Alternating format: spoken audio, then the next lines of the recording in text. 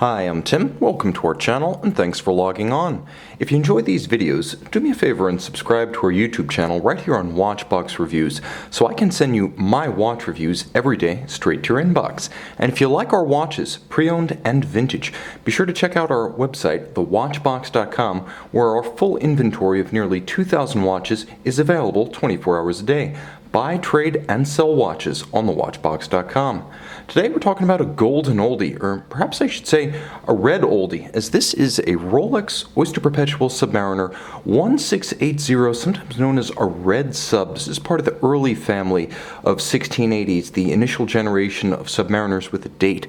Now the watch on my wrist has a serial number of approximately 2.8 million, which places it right at the cutoff between 1971 and 1972. We're going to talk a little bit about the fit and the feel of this vintage Rolex, and then we're going to talk a little bit about the features that make it a vintage Red Sub from what would generally be described as the fourth generation of Red Sub dials. So you can see on my wrist a number of things set this watch apart. First, these older subs are a little bit smaller. The watch, which has remarkably intact lugs and metal volume, nevertheless measures 39.5 millimeters across the round of the case, not including crown guards or crown.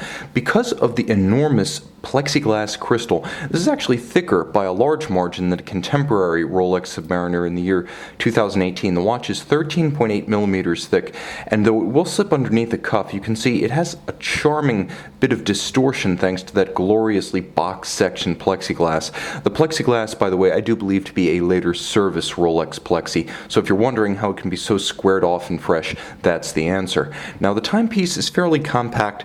From lug to lug, you're going to find it measures only 47 millimeters, and this one is on a period Rolex Jubilee bracelet, so 47 millimeters across the wrist is your damage, meaning you could wear this watch on many different wrist sizes.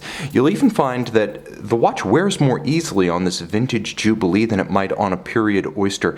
I don't believe this bracelet to be original to the watch. More likely the watch would have been delivered on some sort of an Oyster bracelet and subsequently fitted, but you can see the folded link Jubilee design is correct to the period, as it bears a date stamp of fourth quarter 1970. So this is very much a period Rolex bracelet that fits beautifully, and with 55 end links it even mates handsomely with the lugs of the Submariner.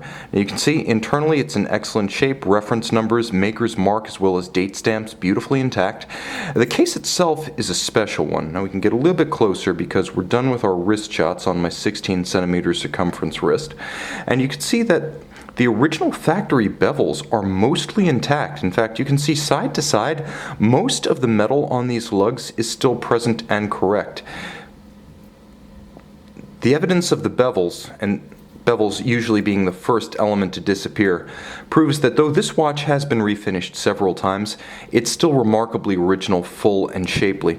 You'll also note that it features an early Rolex triplock crown. Now you know that because this was right about when Rolex started to fit the triplock crown to the Submariner, and when you look at it, and this is why I have it withdrawn, you can't see the fourth gasket. That was characteristic of the first generation triplock crowns. You wouldn't be able to actually see that fourth gasket when the crown is withdrawn. Another important feature, and one for which this watch represents among the earliest examples, is that this was the first generation of hacking second Submariner. We'll get a little bit more into the caliber 1575 in a moment, but let's talk about the bezel and the dial.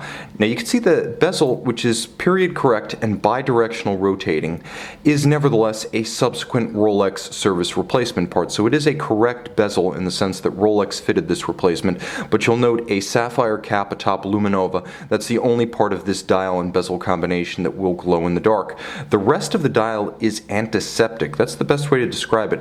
The patina is even across the indices, and the hands, if they are older service replacements, nevertheless are matching tritium, as they have a handsome patina in their own right, and this watch is an absolute blackout, bezel accepted when the lights go down. You'll also note that the matte finish is spotless. There's no tarnishing, there's no evidence of contact from bad watchmaking, there's no evidence that any moisture ever entered the case, no oxidation, degradation, cracking, peeling, or crumbling. I am going to move the minute hand because we're going to try to get as close as we can here. This being a red sub, we do need to dissect its red subness to an extent. So in general, the Red Submariners were made from the late 1 million series, and they'd pretty much run their course by early 4 million. This watch with the 2.8 million serial is what's known as a fourth series, and here's why. Red Submariner script, obviously, but the first 3 generations had meters first. The second and the fourth generation feature what you see here, which is red printing on a white base, so it's a little bit more vivid. It appears brighter. When you loop it, you can actually see some of the white bleeding out from under the red. The open sixes were characteristic of the second, third, fourth, and fifth series, and the cross of the F and the T, this is how you can tell a fourth from a fifth. The fourth features non-aligned crosses of F and T, whereas the fifth will feature the slash across the F and the T perfectly aligned from letter to letter. There's more to it to be sure, but this is the easiest way to identify in a nutshell. Look at the depth rating, look at the alignment of letters in superlative chronometer, look at the printing of Submariner, look at the alignment of the F and the T slash, and then the order of feet or meters. That can give you a lot of mileage when inspecting a red sub. Now inside, a tried and true Rolex 1575. Big slow beat balance. It uses that quirkiest of beat rates, 19,800 vibrations per hour automatic winding.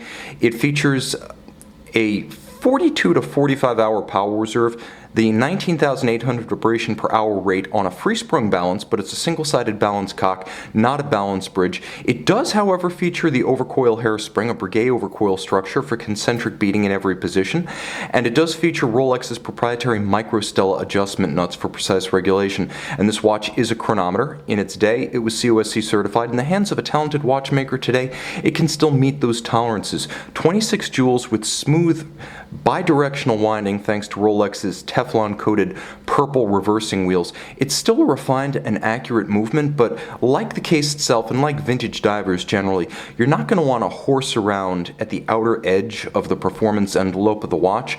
I wouldn't recommend diving with a vintage diver, even though in its day this was a 200-meter watch. This is one to retire to shoreside excursions. It's your dress watch, it's your special occasion watch, it's your red bar watch, and what could be more apropos than red bar in a red sub? You can see and you can purchase this 1680 Red Sub Generation 4 dial on our website.